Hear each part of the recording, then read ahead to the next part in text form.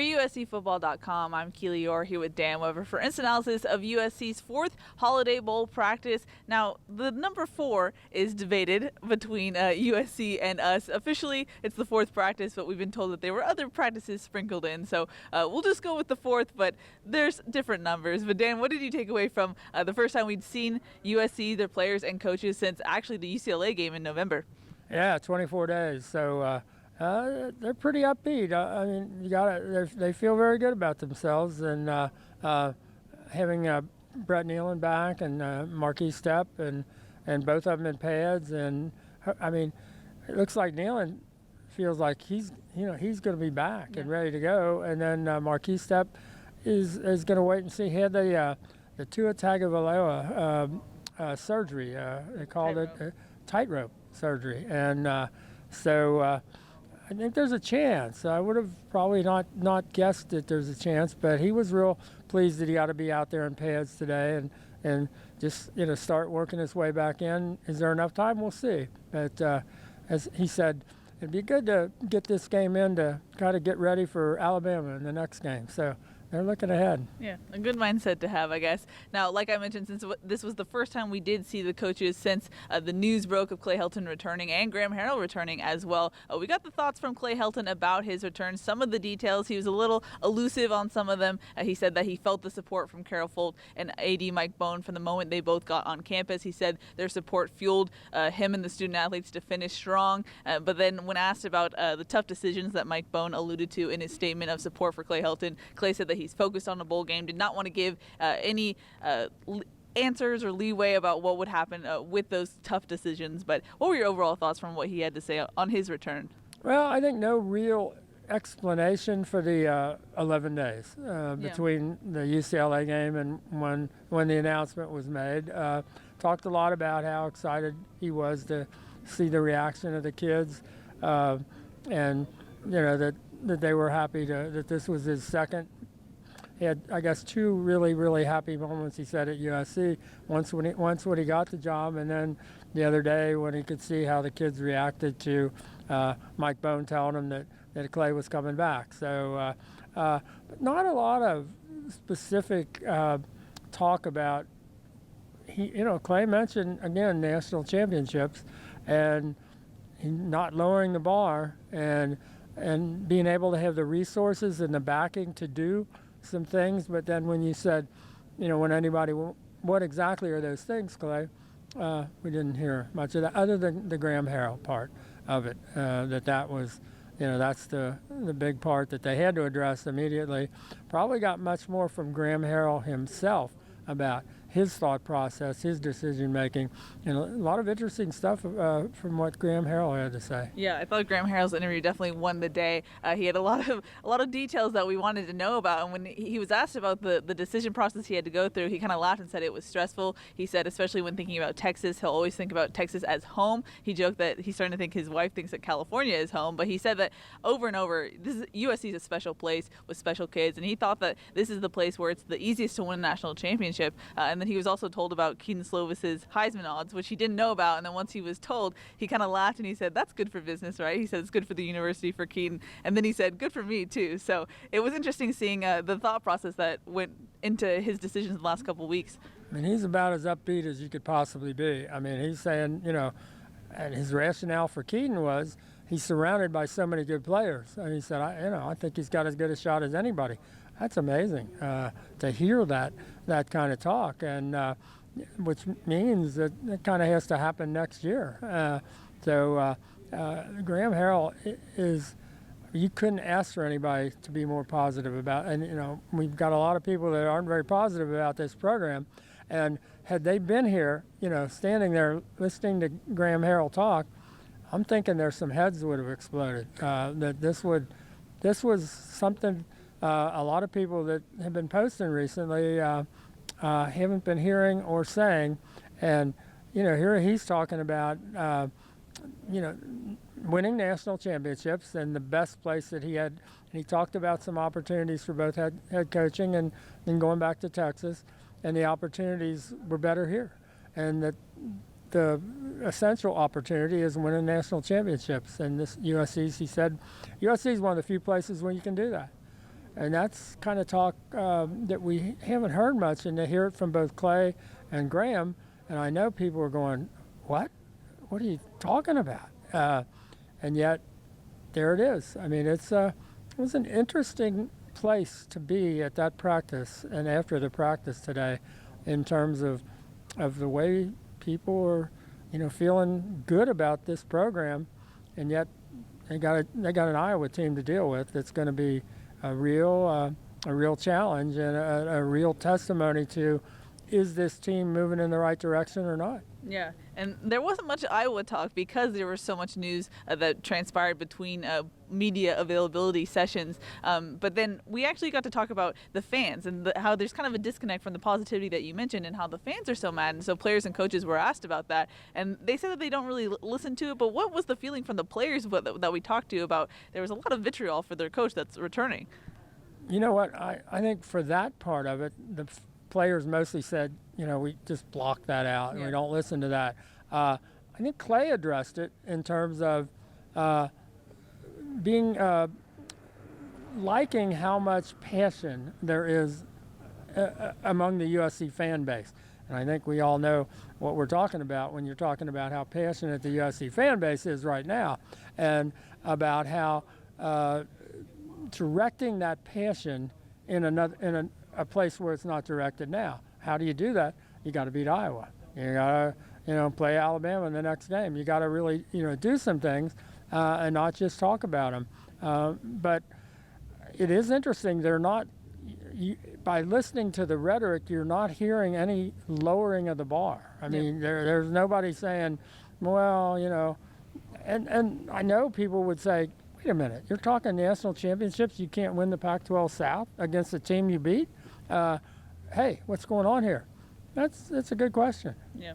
Well, Clay said that they all have high expectations, and the fans are the ones who remind them of those high expectations. But I guess we'll see going forward. As far as the practice schedule and the dates and whatnot, talking to the players, it seemed like they actually enjoyed the time off, like a Brett Nealon who got to heal up his calf fully. And then talking to Keaton Slovis, he said, people don't really realize how much your arm gets beat up during the whole season. But he did say the downside to that was that the first day that they came back, the offense was definitely rusty. He said that we had the energy, but we just didn't execute well. But he said that they got that figured out Saturday and definitely today on Tuesday.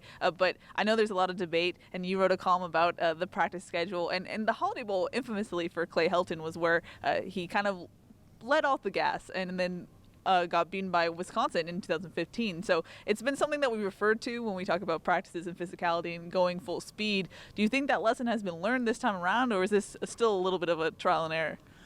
I'm not sure. I know they are pretty sensitive about the fact that we brought it up. And they're not happy that we brought it up, and they're saying, well, these were really practices, even though beforehand they weren't characterized as practices, they weren't classified as practices.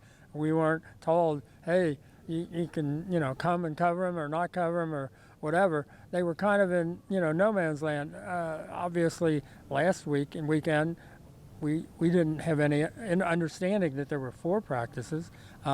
That whatever they did on Thursday, they're counting as a practice, or that Clay clearly said, well, 4 practices last week, and we're going to have 5 this week, and then next week, we'll see. But they're scrambling a little bit to make it appear, and I don't mean that in a negative way, just to make it appear that they're really practicing as much as everybody. They're probably not. I thought the big mistake they made was they had the bye week as the last week of the season, something you very rarely see. And they could have gone all 5 days. They could have gone, the 20 hours of practice that they're allowed, or 20 hours allowed to be involved with football. They could have done that week. And they had 2 Monday-type practices, we're told. Developmental. Yes. And, that probably is where this got them into the jackpot a little bit without, using those 5 days that they could have used that first week. And I don't know that there's anything they can say about that. And I know, you'll hear, well, we've got exams and we're recruiting and we got guys to heal up, and you want to say, and every other team in America doesn't have all of that? I mean, everybody takes exams. Everybody's got guys to heal up. Everybody's got to go recruit. I mean, you got to figure it out. How do you get it all done? And that's the question. Yeah, for sure, especially when you're facing a physical Iowa team like you mentioned. Previewing this matchup, what does this look like for this USC offense going against this Iowa defense? Well, I know Tim Drevno was talking about, because they're so physical and they've got, a first rounder who's really impressive on the D front, and the front seven are really, the strength of Iowa. He said, this is just a great game if you feel like you're going to take your game to, the next level and use that as a springboard into, spring practice and summer and getting ready for Alabama. He said, this is your opportunity to do that.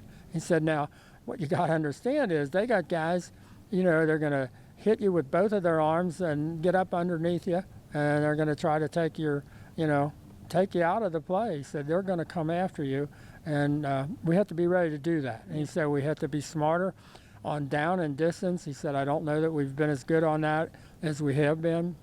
But as I told him, I said, you've got Elijah Vera-Tucker, who's the #1 ranked offensive lineman in the Pac-12 this season by PFF, and you've got Austin Jackson, who's the middle of the first round, it looks like, being projected, and you've got your two centers who are available now, both who were in the top 2 in their recruiting class nationally. I said, you've got some pretty good talent. Yeah.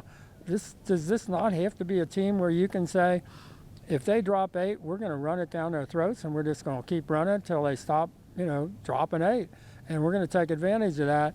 And he said, I think we're to that point where we can, if we run the ball, we're going to get 4 yards. I said, okay. But that's the question, is how does this team develop that kind of run game that they can use even against a defense as good as Iowa's? And what does that do? If you can run the ball in Iowa, you will beat them because they can throw it. And so if you can run the ball in Iowa, you're going to be able to throw the ball in Iowa. That will put Iowa in a very difficult situation. As good as, and when you hear the numbers, when Clay says, they're giving up an average 13 points a game, the most they've given up all year is 24. Whoa. I mean, now they're in the Big Ten, and they probably haven't seen the kind of receivers USC's got, and maybe even, a quarterback quite like Keaton in terms of throwing the ball down the field with accuracy. But this is a great challenge for USC. This is just like the perfect game maybe for this USC team at the place where they find themselves now. And I'm looking forward to seeing how they do it. Yep. Now, as far as injuries go, you kind of already mentioned them. For the most part, Marquise Stepp did return and had his ankle taped pretty heavily, but did get some work in. Brett Nealon, like we said, did get some work in and told me that he's healthy and ready to play for the Holiday Bowl. Velus Jones as well returned. I think he left early, though. We didn't see him afterwards, so that was something to look for. And then Caleb Tremblay also left early, but the big notable return to practice was actually Brew McCoy. He was dressed in full pads for the first time, I believe, as a Trojan that we were able to see. And we asked Graham Harrell about his return, and he said he hadn't really seen Brew McCoy in high school or practice before, and he said it's kind of like a new toy at Christmas, getting to see the talent that Brew McCoy is. Yeah, he's one of those kids who, when he walks by in pads, you look at him and say, okay, that kid's a player. He has that look about him, and he is. I mean, he's a player, and it was kind of neat to have Graham be able to see him up close and watch him do what he can do the first time. For Graham, I mean, that had to be kind of cool for Graham to be able to say, when he talks about the kind of players that are going to be around Keaton next year, one of them is Brew McCoy. Yeah. Now, if you're doing the roster math in your head, that means that the only guys who are kind of pretty much out were Jordan Iosefa, who we know, and then Max Williams, who got hurt towards the end of the season. So that's it for injuries. But any final thoughts, Dan, before we wrap it up? Tomorrow will be a big day, too. Early signing period kicks off tomorrow, and then Clay Helton will have a presser at 12:30, so we'll have instant analysis for that, and then we'll have instant analysis for USC's Wednesday practice of the Holiday Bowl. So a full slate tomorrow. Yeah, I mean, the amount of upbeatness around this program, even about, signing day tomorrow. I mean, they've figured out they've got a couple of things that they're hoping or they're thinking are going to happen, and that's going to make it, a pretty good experience for everybody who's been so down on a team like USC that's ranked, whatever it is, 81 in the country. And although I saw they passed Utah by the end of the day today, so they're not last in the Pac-12 right this minute. But this is a program where everybody's feeling good about themselves. Does that mean anything? I don't know if it means anything, but that's the way they're feeling. They're really upbeat. I don't know. We'll see we'll see what that matters, what that means. Are they doing all the right things? We don't know. Didn't look. If you had to just judge them by the way they look coming off the practice field, this didn't look like it was a knockdown, drag out, full pads practice. Those uniforms look pretty. Now, I will say this. We haven't seen the turf in 3 weeks. It's spectacular. The grass is as good as, and being off of it for 3 weeks really makes a difference. But it didn't look like you'd had a lot. The guys didn't come out there looking like they were mud wrestling or anything. They looked very spiffy, actually, and you would like them probably not to look quite so spiffy coming off after a full pads practice. That's just my take. Yeah, no spiffiness here. But that's going to wrap it up for USC's fourth in quotes, Holiday Bowl practice. For Dan Weber, I'm Keely Eure. For more, check out uscfootball.com.